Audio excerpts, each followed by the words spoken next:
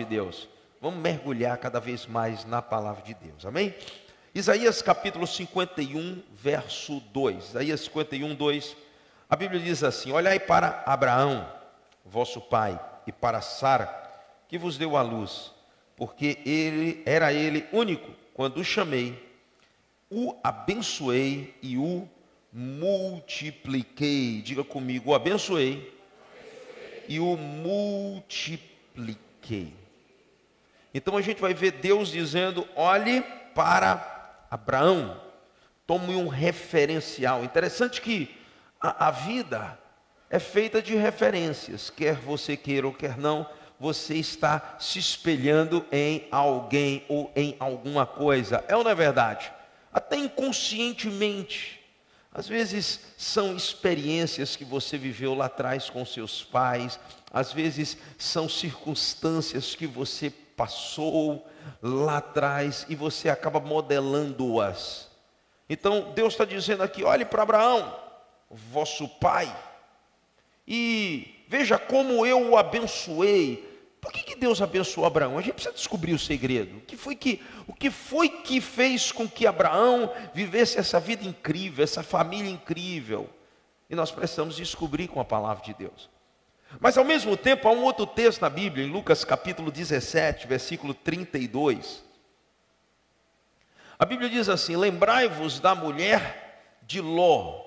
Lembrai-vos da mulher de Ló. Ao mesmo tempo que ele está falando da casa de Abraão e diz: olhe para ela, observe. Quando a Bíblia diz olhar, ele está dizendo observe, faça a mesma coisa, siga da mesma maneira. Mas ao mesmo tempo ele diz aqui: lembre-se da mulher de Ló. Isso aqui é um alerta. Ele está dizendo: ao mesmo tempo que eu abençoei a família de Abraão, para um pouco e observa a família de Ló. Qual foi o final? O que foi que aconteceu? É interessante que é da descendência de Abraão que nós encontramos Israel. Mas quando você vai analisar, por exemplo, a descendência de Ló, quem são os descendentes de Ló? Quem lembra? Hein? Os moabitas e os amonitas. E a Bíblia diz lá em Deuteronômio, lá em Números: nenhum moabita, nenhum amonita entrará na congregação dos justos. Uma maldição recai sobre eles. Você vai ver que ao invés de gerar uma geração que tem continuidade, aquela geração é exterminada. A Bíblia mostra, e a genealogia mostra, que a geração de Moabe e de Amon é exterminada. Hoje não existe mais descendentes dos moabitas e dos amonitas, mas hoje você vê a descendência de Abraão chegando até cada um de nós, amém? A gente vê a bênção e o favor. Então Deus ele está simplesmente trazendo duas casas, duas realidades. E Ele está fazendo a pergunta para nós: o que você quer? Qual é a realidade que você quer reproduzir, que você quer viver, que você quer imitar? Qual é a realidade que você quer para a sua vida? Eu queria que você fechasse seus olhos, diga comigo: Espírito Santo, vem com a tua palavra, abençoa o meu coração, que o bispo diminua, que Jesus cresça, que a tua palavra seja lâmpada para os meus pés e luz para os meus caminhos, em nome de Jesus. Amém e amém. Glória a Deus. Interessante que a gente vai encontrar um paralelo dessas histórias, desses dois contrastes de família, em Gênesis capítulo 18 e Gênesis capítulo 19. Queria que você deixasse aí a sua Bíblia aberta. Gênesis capítulo 18. Nós vamos iniciar por Gênesis 18, versículo 1. A Bíblia diz assim, Gênesis 18, 1, falando sobre Abraão. Diz assim: apareceu o Senhor a Abraão. Diga comigo: apareceu o Senhor. Quem que aparece para Abraão? O Senhor. Apareceu o Senhor a Abraão nos carvalhais de Manre, quando ele estava assentado à entrada da tenda, no maior calor do dia. Onde que Abraão estava? Assentado. Aonde? A tenda. O que era uma tenda ali? A tenda era a casa, era onde ele morava, onde a sua família habitava. E a Bíblia diz que Abraão estava assentado à tenda, à porta da sua casa, no maior calor do dia, no momento mais quente. A Bíblia diz que ao invés de ele estar procurando um lugar para refrescar, a palavra de Deus diz que ele estava assentado à porta da sua casa. Pense numa figura de um atalaia, de um vigia. A Bíblia diz que Abraão estava justamente nessa posição. Ele, a porta, controla o que entra, o que sai. A tenda não tinha janelas, era uma lona totalmente fechada e uma abertura na entrada. E a Bíblia diz que Abraão se assentava à porta. Ele estava ali como um atalaia, como um vigia, como alguém que está observando, avaliando o que entra e o que sai da sua casa. A minha pergunta é: você tem tido a postura de atalaia, de vigia, reparador de brechas, aquele que se coloca à porta, aquele que está observando o que entra, o que sai, aquele que está avaliando, fazendo a filtragem do que entra e do que sai da sua casa? A Bíblia diz que a preocupação de Abraão aqui era saber o que estava acontecendo na sua casa. Era observar o que estava acontecendo dentro da sua casa. Mas é interessante que há um contraponto. Ao mesmo tempo que a família de Abraão tinha Abraão como aquele que estava à porta, como aquele que estava como atalaia, como vigia, a Bíblia mostra lá no capítulo 19 de Gênesis, e aí você vai pular comigo.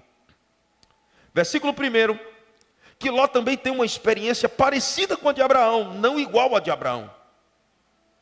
O texto vai dizer assim: ao anoitecer vieram os dois anjos a Sodoma, e cuja entrada estava Ló assentado. Ló estava assentado aonde? A entrada. Só que há um detalhe aqui.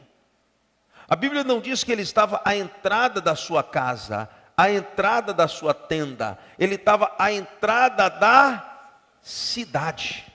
O texto vai dizer aqui: ao anoitecer vieram dois anjos. Já era noite, e não é normal o cara de noite estar fora de casa, distante de casa. E a Bíblia diz que à noite ele estava assentado à porta, à entrada da cidade. Esses, quando os viu, levantou-se e, indo ao seu encontro, prostrou-se em terra. Note a diferença aqui. Quando os anjos aparecem a Ló, ele não estava à porta da sua casa. Ele não estava à entrada da porta da sua casa, mas ele estava à entrada da porta da cidade. É interessante que às vezes a gente sabe o que está acontecendo fora, o que está acontecendo no mundo, o que está acontecendo na casa do vizinho, o que está acontecendo na vida do outro, mas a gente não sabe o que está acontecendo dentro da nossa própria casa.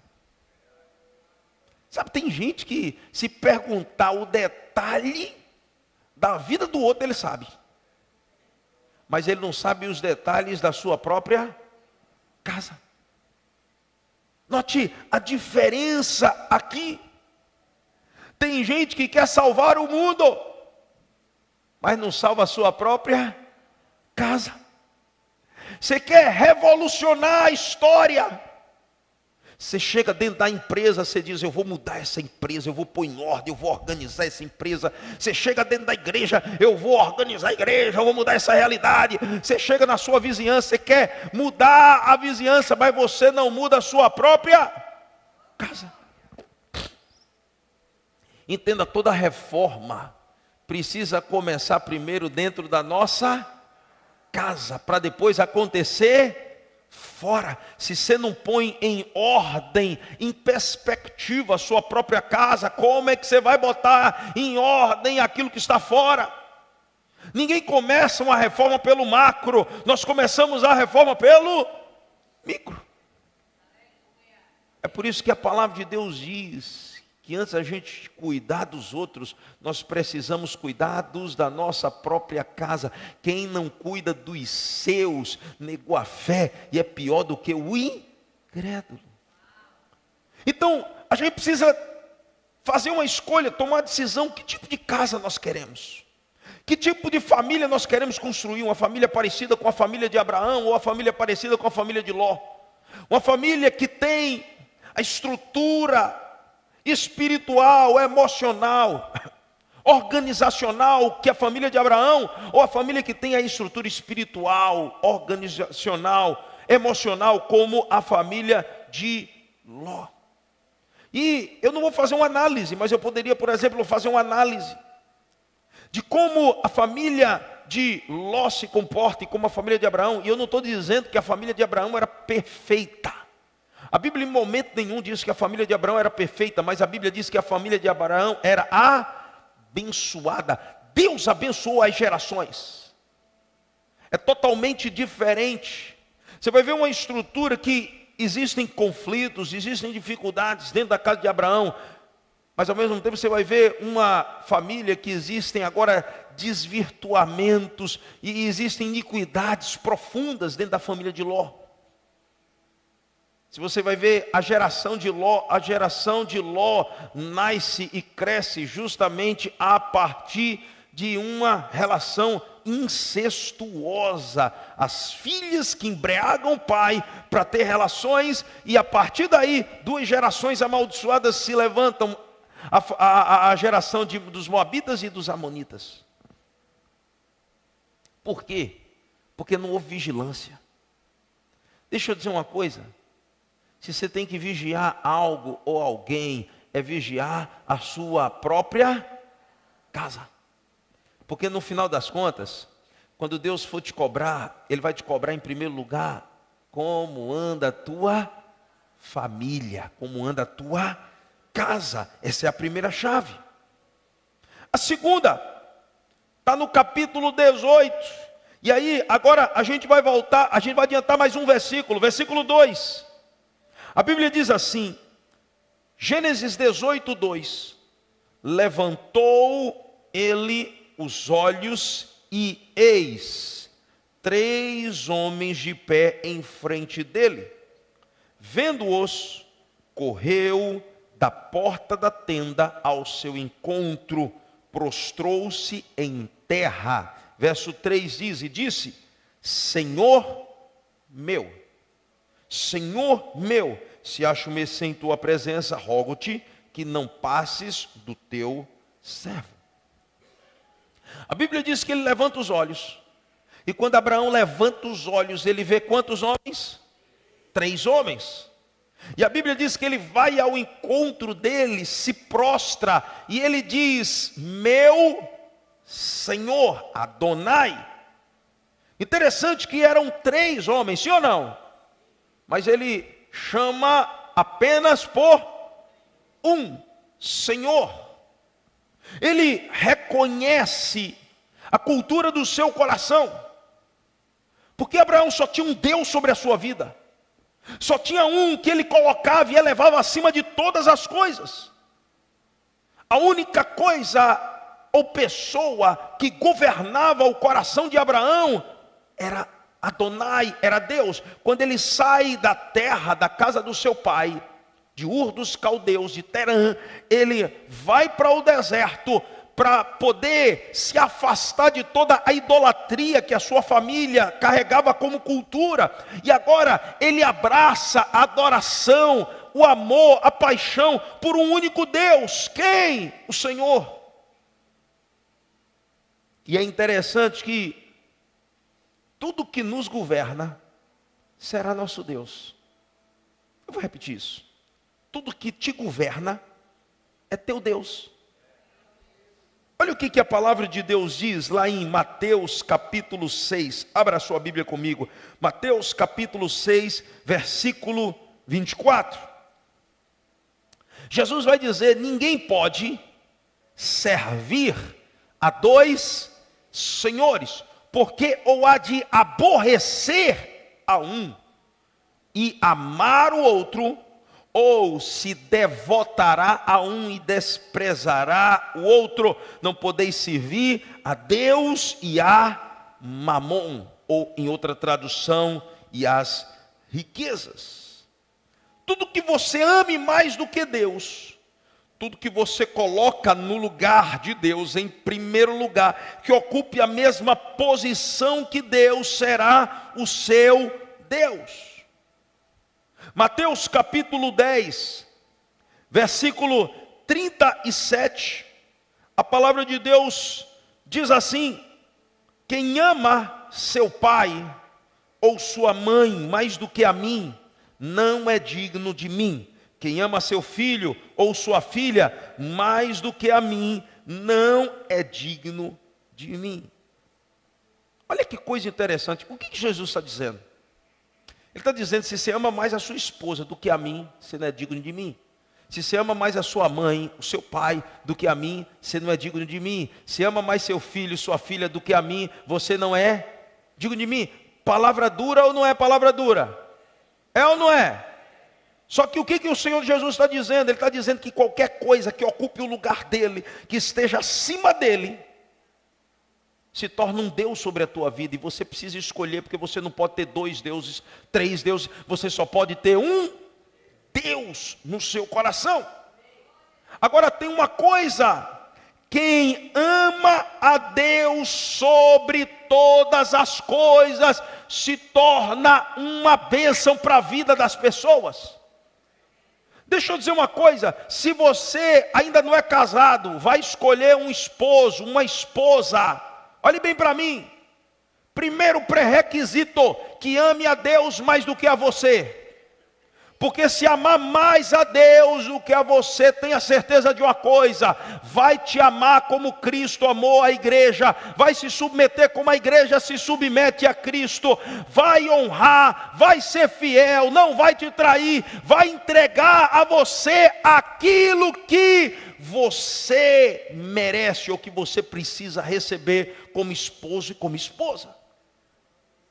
Por isso essa é a máxima para quem quer ter uma família abençoada: é amar a Deus acima de qualquer coisa. Marido que ama a Deus acima da esposa não trai, não trata mal, não age levianamente. Esposa que ama a Deus acima de marido não trata mal, não desonra, não se torna insubmissa. Pelo contrário, se enquadra no padrão da palavra. Olha o que a palavra de Deus diz em João capítulo 14, versículo 15. João capítulo 14, verso 15. A Bíblia diz assim: se me amais, guardareis os meus mandamentos. Você ama Jesus, sim ou não? Mas o que define se você ama Jesus de verdade? A Bíblia diz: quem ama Jesus, guarda os seus mandamentos.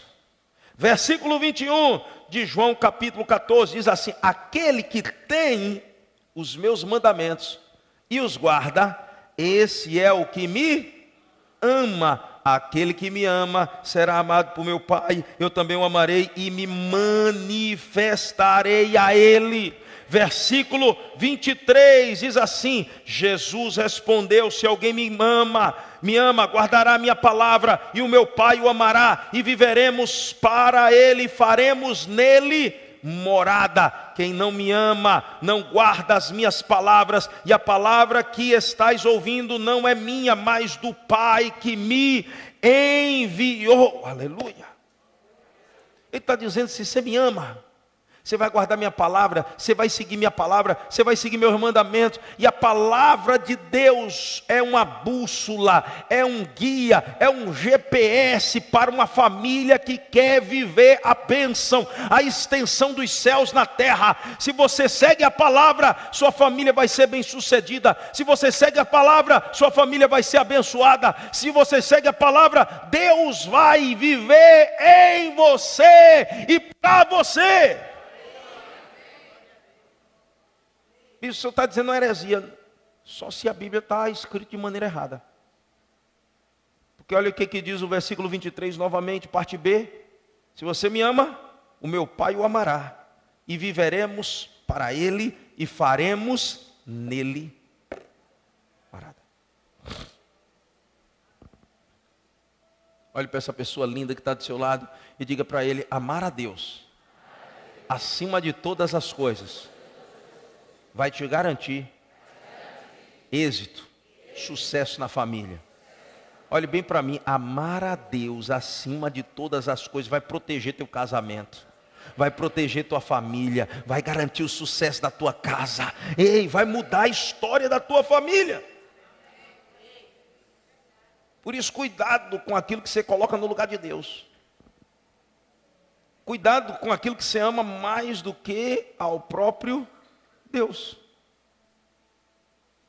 Vamos comigo para Gênesis capítulo 19 agora. Gênesis capítulo 19, verso 2. A gente estava no 18, agora a gente vai para o 19, verso 2. E disse-lhes: eis agora, meus senhores. Leia comigo. Disse-lhes: eis agora, meus senhores. Sabe, eu gosto de observar detalhes. Porque um detalhe pode falar muito a respeito de alguém ou de alguma coisa.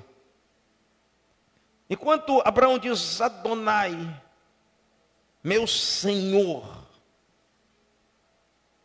Ló está dizendo: meus senhores, vinde para a casa do meu servo, pernotai nela e lavai os pés. Interessante que quando ele vê, não era 3, mas os 2 homens, ele diz: meus senhores. Ele está revelando algo que estava no seu coração. Deixa eu dizer uma coisa: quando você começa a ler Gênesis capítulo 19, você vai ver que Ló desenvolve um afeto. Ele desenvolve um carinho especial, um amor especial pelo lugar aonde ele estava. Havia uma cultura totalmente deturpada, complicada ali na cidade de Sodoma. Quando você começa a avaliar a cultura dos sodomitas, a cultura que se instaurava e que se impregnava ali naquele lugar, você vai ver que a imoralidade, a irresponsabilidade, justamente tudo aquilo que era contra o alicerce da família, se levantava ali naquele ambiente. E Ló desenvolve esse amor, essa paixão. Mas bispo, onde que está escrito isso? Quando você começa a ler Gênesis capítulo 19, você vai ver que os homens precisam agarrar Ló, puxar Ló, arrastar, porque Ló não quer sair.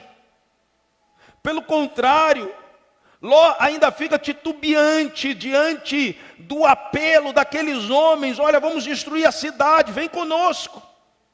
Olha o que diz o versículo 15 de Gênesis capítulo 19, diz assim: ao amanhecer, apertaram os anjos com Ló, dizendo: levanta-te, toma a tua mulher e as tuas 2 filhas que aqui se encontram, para que não pereças no castigo da cidade. Ele está dizendo: bora Ló, levanta, toma uma decisão, ser o sacerdote da casa, pega tuas filhas, pega tua esposa, sai, senão você vai morrer, você vai ser castigado, julgado juntamente com a cidade. Versículo 16, o texto diz: como porém se demorasse, pegaram-no os homens pela mão, a ele, a sua mulher, as 2 filhas, sendo-lhes o Senhor misericordioso, e o tiraram e o puseram fora da cidade. Por que Deus faz isso? Por causa da intercessão de Abraão. Porque Abraão intercedeu por Ló. Lembra que a gente está falando sobre intercessão? Falamos as 3 últimas sextas-feiras sobre intercessor. Deus levantar intercessores. Deus te levanta como intercessor sobre tua casa. Agora olhe para mim. Ló, ao invés de se posicionar, de rapidamente pegar a mão da esposa, pegar as filhas, arrastar, direcionar, ser um guia, um exemplo, ele simplesmente se demora, ele simplesmente fica paralisado. Porque provavelmente ele está apaixonado pela cultura. Olhe bem para mim. Cuidado com aquilo que você cultiva dentro da sua casa, porque pode roubar a sua paixão pelo Senhor. Pode roubar o seu prazer pelo Senhor. Sabe o que é cultura? é aquilo que eu vou plantando aos poucos e que um dia vai gerar frutos. Mas inicialmente, quando você planta uma semente, a minha pergunta é: a semente brota rapidamente, sim ou não? Não. Você nem observa. Quando você menos espera, você já está arraigado, você já vai fazer parte daquela realidade. É por isso que a gente tem que ter muito cuidado de como a cultura tem nos influenciado, tem nos contaminado, como os valores do mundo têm nos influenciado. Gente, abre comigo a tua Bíblia em 1 João capítulo 2. 1 João capítulo 2, olha a alerta do Espírito Santo para nós. 1 João 2,15. A Bíblia diz assim: não ameis o mundo, nem as coisas que há no mundo. Diga comigo: não ameis o mundo, nem as coisas que há no mundo.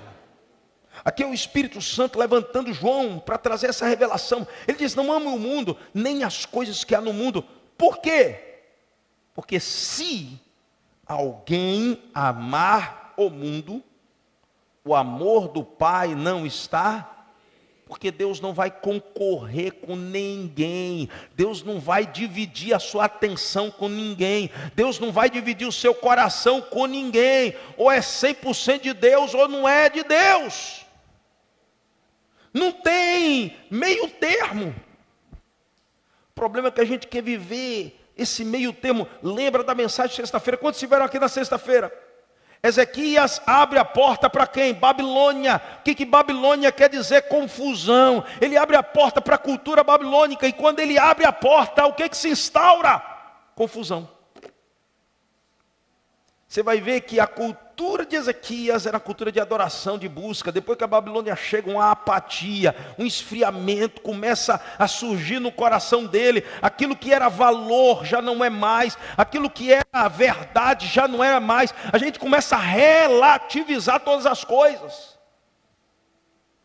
E o problema é quando a verdade é tida por mentira. Romanos capítulo 1, a Bíblia diz que Deus entregou os homens às suas paixões para desonrar entre si os seus próprios corpos. Por quê? Porque eles trocaram a verdade do Senhor por mentira. E esse é o grande problema, é quando a gente começa a abrir mão dos nossos valores, porque a gente começou a se adaptar. Você não nasceu para adaptar-se, você não foi criado para se adaptar, você foi criado para transformar. Assim como somos transformados pelo Espírito, nós geramos transformação.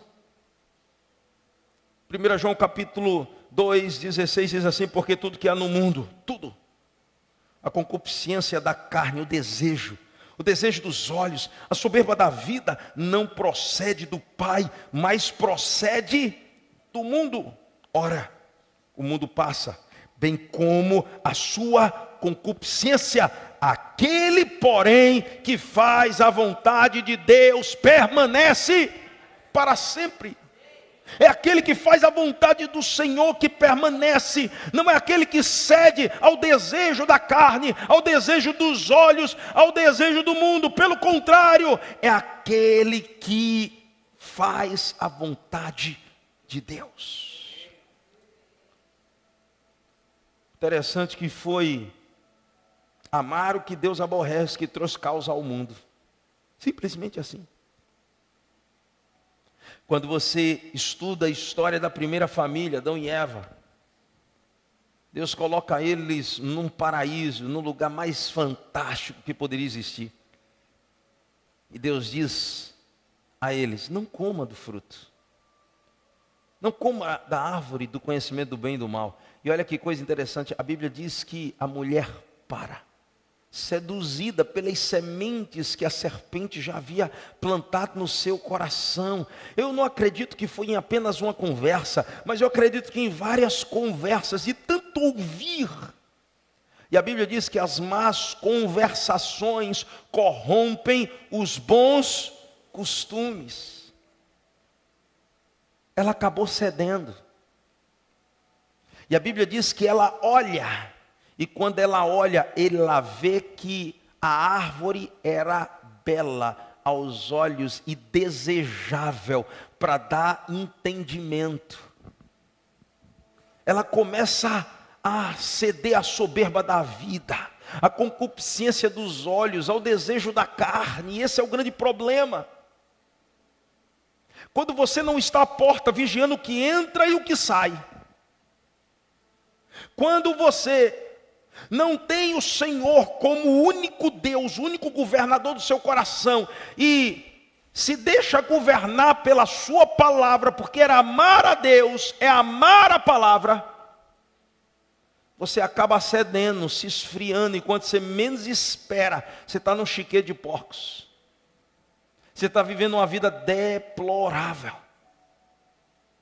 É interessante que, quando você estuda um pouco de neurociência,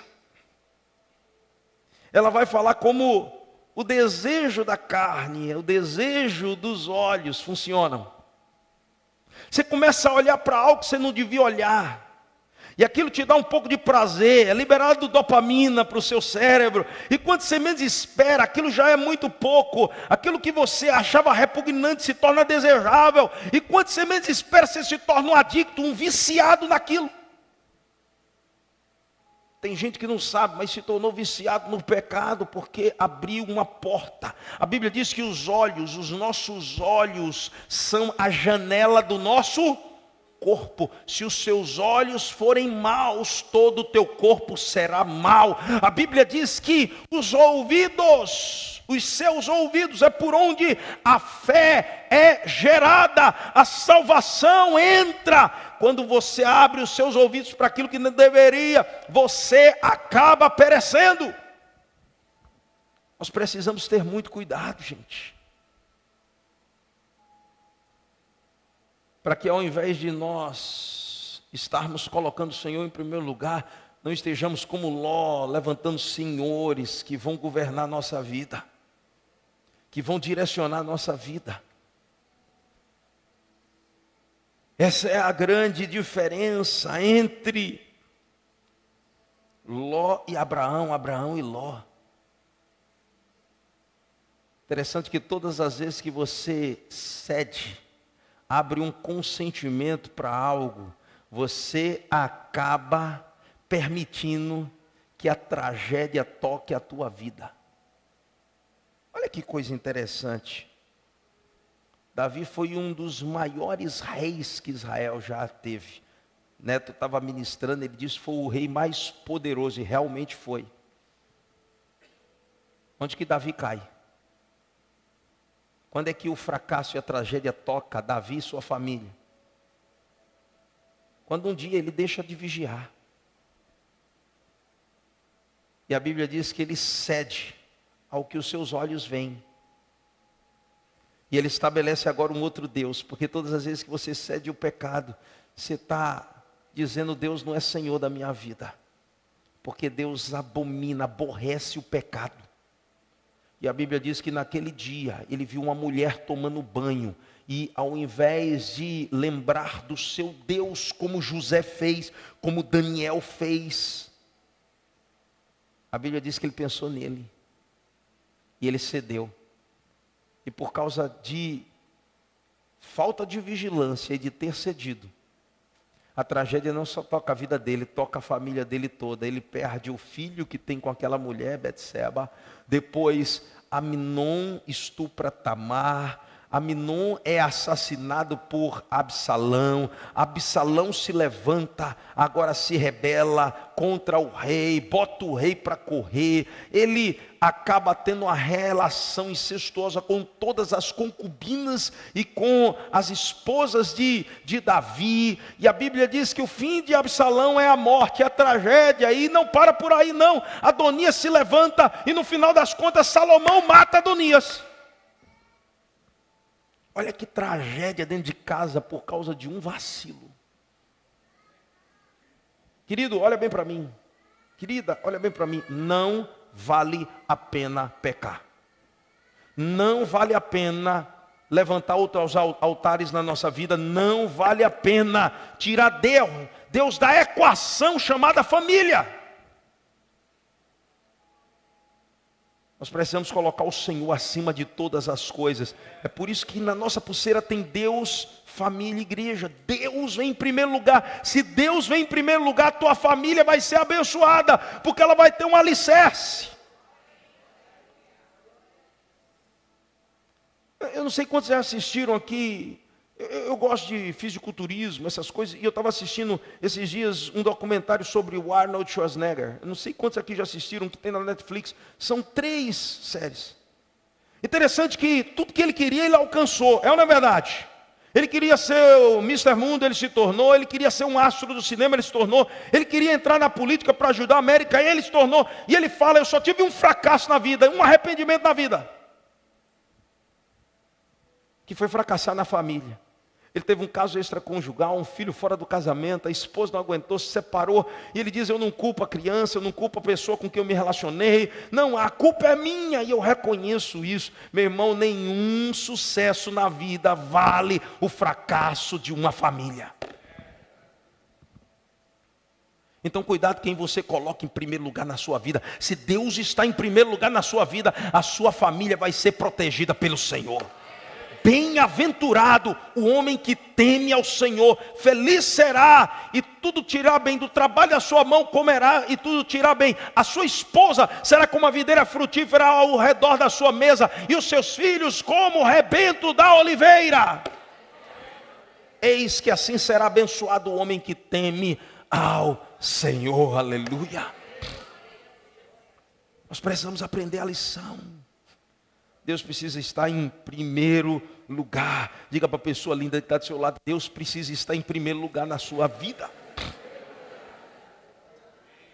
Terceira coisa, Gênesis capítulo 18, a gente vai voltar para Gênesis capítulo 18, versículo 3. Abraão diz, versículo 2 ainda. Abraão diz, levantou ele os olhos e eis 3 homens de pé, de frente dele. Diga comigo, 3 homens. Porque 3 representa a trindade. Deus estava ali presente. Diga comigo, Deus estava presente. Por que Deus estava presente nessa visitação? Porque havia uma relação de intimidade de Abraão com Deus, Deus com Abraão. Abraão amava a Deus, e quem ama a Deus, ama a presença de Deus. Diga comigo, quem ama a Deus, ama a presença. Como é que você pode dizer que ama alguém e você não gosta de estar junto com ele? É ou não é verdade? Tem gente que diz, eu amo o Senhor, mas não ama estar com Ele, não ama ler a palavra, ouvir a sua voz, não ama se ajoelhar, falar com Ele, orar. Abraão recebe essa visita porque ele amava. Havia uma relação de intimidade. Ele não só se encontra com anjos como Ló, ele se encontra com o próprio Deus. Deus vai ao encontro dele, por quê? Provérbios capítulo 8, versículo 17. Olha o que a palavra de Deus diz. Provérbios 8, verso 17 diz assim: eu amo os que me amam. Diga comigo, Deus ama quem o ama. Eu amo os que me amam, e os que me procuram me acham. Se tinha algo que Abraão procurava, era a presença do Senhor. Quem procura o Senhor, acha. Eu vou repetir isso. Quem procura o Senhor, acha. Então não tem isso. Ah, Deus não se manifesta. Manifesta, procure Ele para ver se Ele não se manifesta. Olha o que diz João capítulo 14, verso 21. João capítulo 14, verso 21. Nós lemos esse texto. Olha o que a palavra de Deus diz: aquele que tem os meus mandamentos e os guarda, esse é o que me ama. Aquele que me ama será amado por meu Pai, e eu também o amarei e me manifestarei a Ele. Na hora da angústia, eu me manifestarei a Ele. Na hora da angústia, eu vou me apresentar a Ele. Na hora da dor, eu vou estar ali presente. Na hora da aflição, eu estarei perto dEle. Aleluia. Essa é a verdade que precisa ocupar o nosso coração. Essa é a verdade que nós precisamos abraçar, é entender isso. Por isso, quando Moisés pergunta para Deus, como é teu nome? Ele diz, eu sou o que sou. Ou, segundo o vernáculo, eu serei o que serei. O que ele está dizendo? Eu serei tudo que você precisa, na hora que você precisar. Eu vou ser aquilo que você precisa, na hora que você... Por isso, Deus se apresenta aqui como Adonai para Abraão, mas quando ele está indo até o Monte Moriá para sacrificar Isaque, ele não se apresenta mais como Adonai, ele se apresenta como Jeová Jirê, porque o que Abraão precisava agora era de provisão, aleluia. Então deixa eu dizer uma coisa para você. É justamente essa intimidade, esse relacionamento com Deus, que traz a manifestação de Deus para as nossas vidas. Abraão amava a presença de Deus. Isso trazia provisão, graça, bênção para a vida dele. Gênesis capítulo 22. Olha o que a palavra de Deus diz. Versículo 1, depois dessas coisas, pois Deus a Abraão a prova. Ele disse, Abraão. E esse lhe respondeu, eis-me aqui.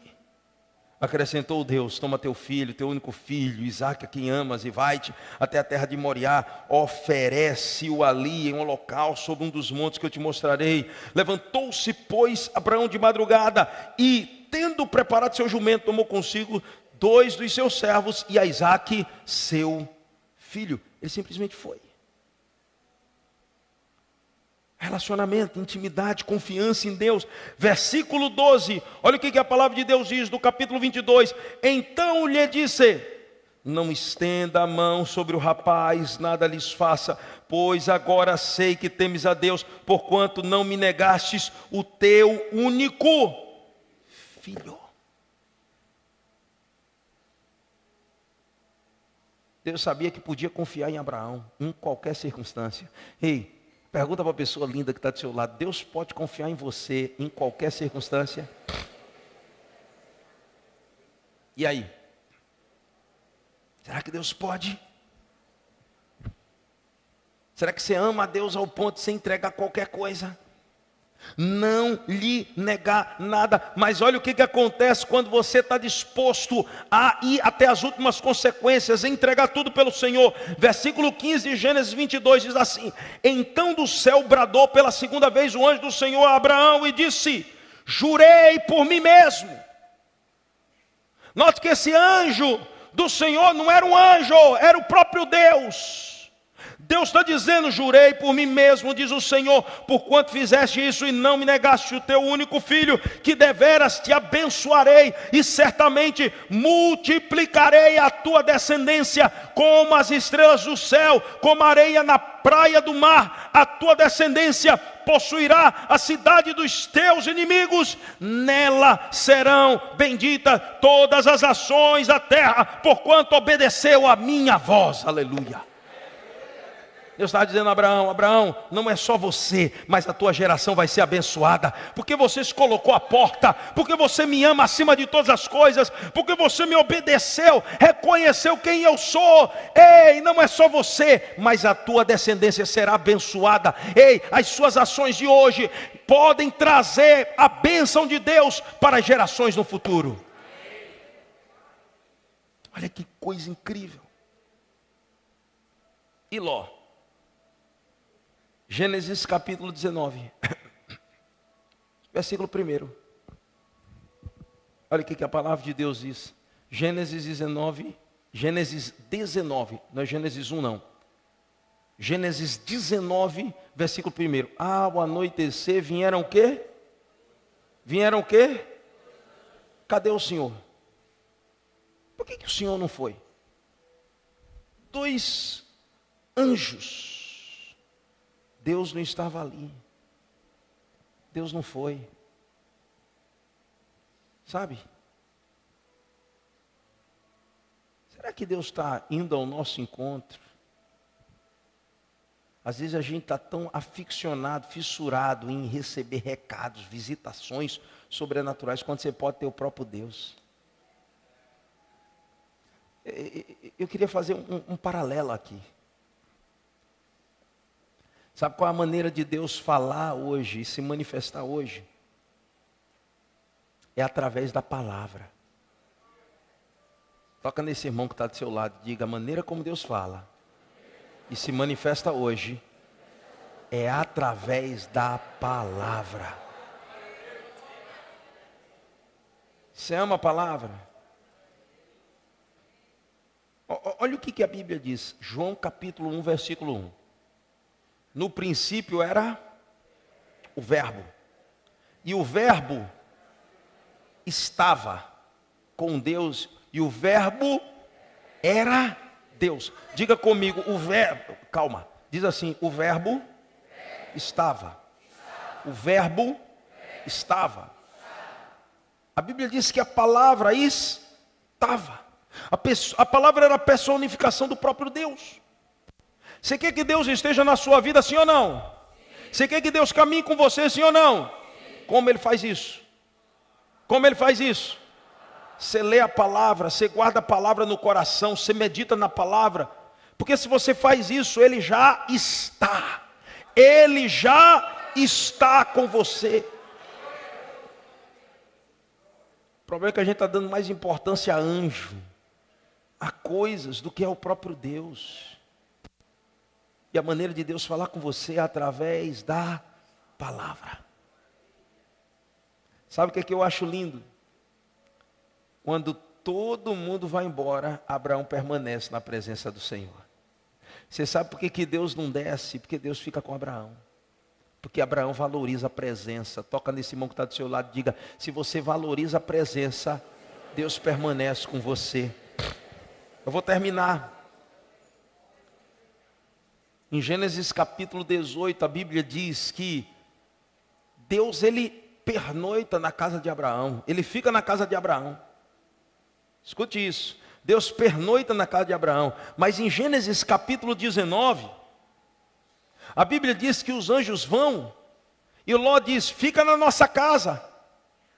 Entra na nossa casa, dorme na nossa casa, descansa na nossa casa. Os anjos preferem ficar na praça do que dentro da casa de Ló. Tem lugares que Deus prefere ficar fora do que dentro. Ele diz: eu entrar aí não é um altar para mim, é um altar para qualquer coisa, mesmo para minha pessoa. Aí é um altar para qualquer coisa, menos para minha pessoa. E eu podia destrinchar algumas coisas que afastam a presença do Senhor. Mas eu posso resumir com o que diz Isaías capítulo 59, 1 e 2. A Bíblia diz assim: as nossas iniquidades, as nossas transgressões fazem separação entre nós e o nosso Deus. Não é que os braços do Senhor estejam encolhidos, os seus ouvidos tapados, mas é o nosso pecado. É quando muitas vezes nós transformamos a nossa casa num altar de adoração a tudo e a todos, menos ao Senhor. Por que Deus estava ali presente? Porque havia um coração diferente em Abraão. Eu quero terminar lendo com vocês Efésios capítulo 5. Efésios capítulo 5, versículo 1. Fala sobre esse paradigma, esse referencial. Nós começamos falando sobre a casa de Abraão e a casa de Ló, mas a gente tem um referencial muito mais perfeito do que o próprio Abraão.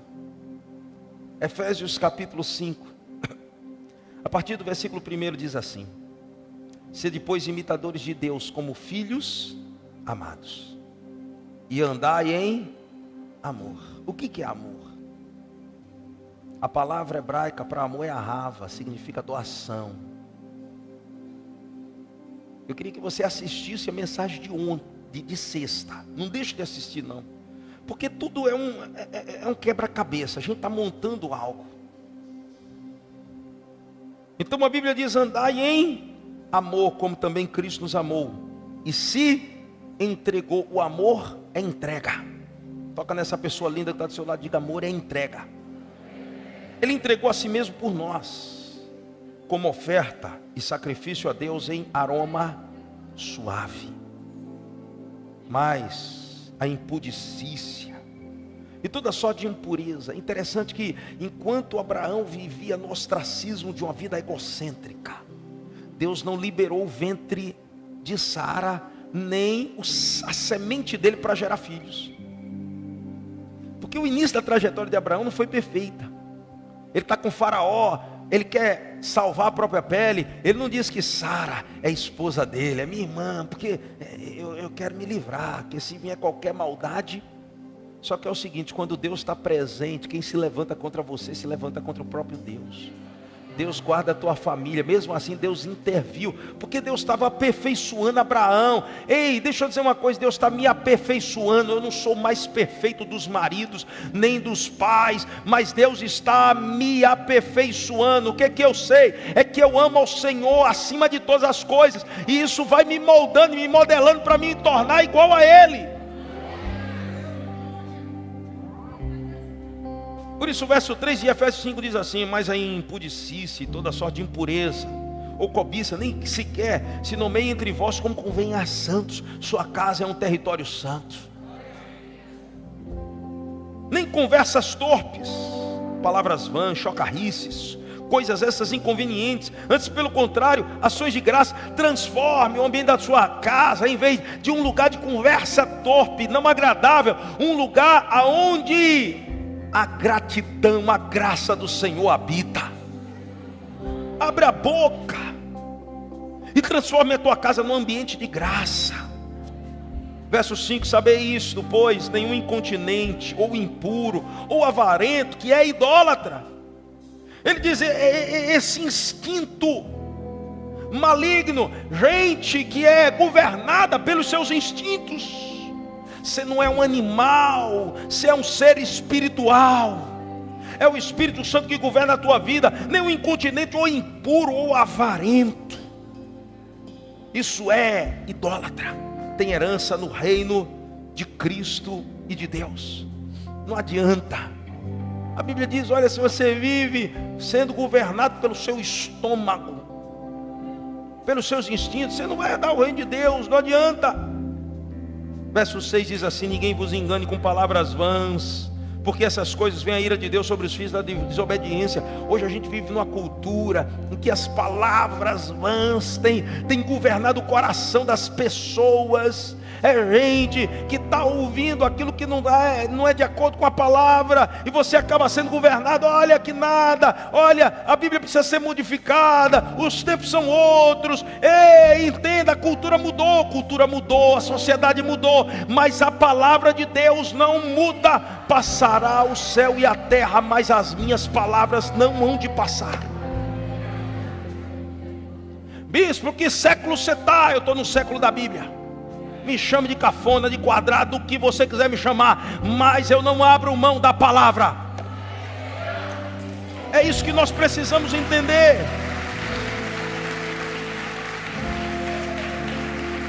Versículo 7, Paulo continua: portanto, não sejais participante com eles, pois outrora erais trevas. Você não é mais. Porém agora você é luz no Senhor. Andai como filhos da luz, porque o fruto da luz, a luz frutifica, consiste em toda bondade, justiça e verdade, provando sempre o que é agradável ao Senhor. Diga comigo: agradável ao Senhor. Não é agradável a você, é agradável ao Senhor.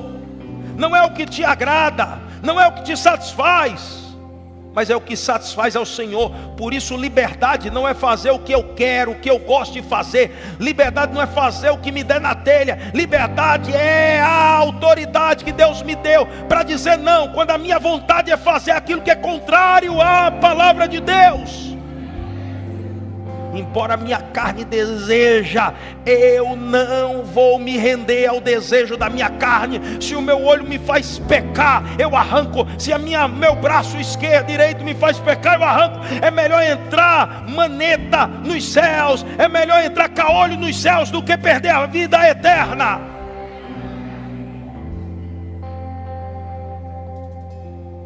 Porque o que eles fazem em oculto, só referia vergonha, verso 12. Mas todas as coisas, quando reprovadas pela luz, se tornam manifestas. Porque tudo que se manifesta é luz. Quando você começa a viver na luz, você começa a manifestar as obras das trevas. É por isso que ninguém muda ninguém. Mas quando você começa a ser transformado, você começa a mostrar ao outro o que ele está errado. Você não precisa nem apontar o dedo. Você não precisa nem dizer, olha, você está fazendo errado. Não, você está mudando, a luz está brilhando. E a Bíblia diz que chega um momento que a luz da aurora vai raiando, raiando, raiando, até ser dia perfeito sobre a tua casa, sobre a tua família. Vai chegar o tempo.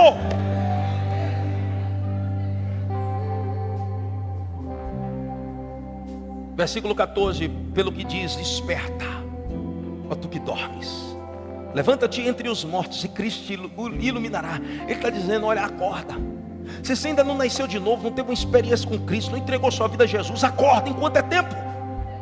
Porque quando você despertar, Cristo vai te iluminar. Ele vai te arrancar da morte espiritual, da morte emocional, da morte. Verso 15 diz, portanto, vede prudentemente como andais, não como nécios e sim como sábios, remindo o tempo, porque os dias são maus. Ei, os dias são maus. Por essa razão, não vos torneis insensatos, mas procurai compreender qual é a vontade do Senhor. Qual é a vontade de Deus para mim? Não vos embriagueis com vinho no qual há confusão, dissolução, mas enchei-vos do Espírito. Enchei-vos do Espírito. Quando você se enche do Espírito, a confusão vai embora. Deus começa a trazer e a pôr em ordem a tua casa. Se você vê a confusão que se torna a casa de Ló, os genros de Ló, nenhum deles quiseram acompanhar, todos eles pereceram em Sodoma. A mulher de Ló sai com ele, mas ela está tão apaixonada por Sodoma que ela olha para trás e se torna uma estátua de sal.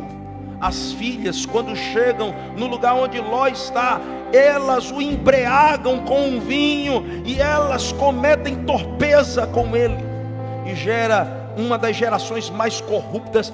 São os moabitas que se levantam e contratam Absalão para amaldiçoar Israel. Mas a Bíblia diz que contra Israel não vale encantamento e contra Jacó não vale adivinhação. Deus protege Israel e diz a Balaão, não há como amaldiçoar quem eu abençoei. Então nós precisamos nos posicionar. Enchei-vos do Espírito, falando entre vós com salmos, entoando e louvando de coração ao Senhor, com hinos e cânticos espirituais, dando sempre graças por tudo ao nosso Deus e Pai, em nome de nosso Senhor Jesus Cristo, sujeitando-vos uns aos outros no temor de Cristo. Aleluia. E depois você pode continuar lendo Efésios 5, Efésios 6. Aí ele começa a dizer por que ele está preparando esse pano de fundo, esse fundamento que ele quer falar para a família. Ele diz, maridos, vocês têm que amar a esposa como Cristo amou a igreja. Esposa, seja submisso ao vosso marido, assim como a igreja é submissa ao Senhor. Filhos, honre aos vossos pais. Ei, pais, não aborreçam os vossos filhos. Ele está preparando o pano de fundo que vai dar o alicerce para a família. A minha pergunta é, eu queria que você ficasse de pé. Que tipo de família e de casa você quer ter? Você quer ter a casa como foi a casa de Abraão ou como foi a casa de Ló? É uma escolha sua. Meu conselho é: se coloque à porta da sua casa. Seja um vigia, um atalaia sobre a tua casa. Adore ao Senhor acima de todas as coisas. Coloque o Senhor como primeiro na sua vida. Ame ao Senhor de todo o teu coração. Não tenha outros deuses. Não gere um ambiente de idolatria dentro da sua casa. Gere um ambiente de adoração ao Senhor. Porque quando você faz isso, a bênção do Senhor te alcança. E deixa eu dizer uma coisa: não permita que Deus passe deseja a habitação do Senhor na tua casa. Deus não quer passar pela tua casa. Deus quer habitar na tua casa. Feche os seus olhos. Vamos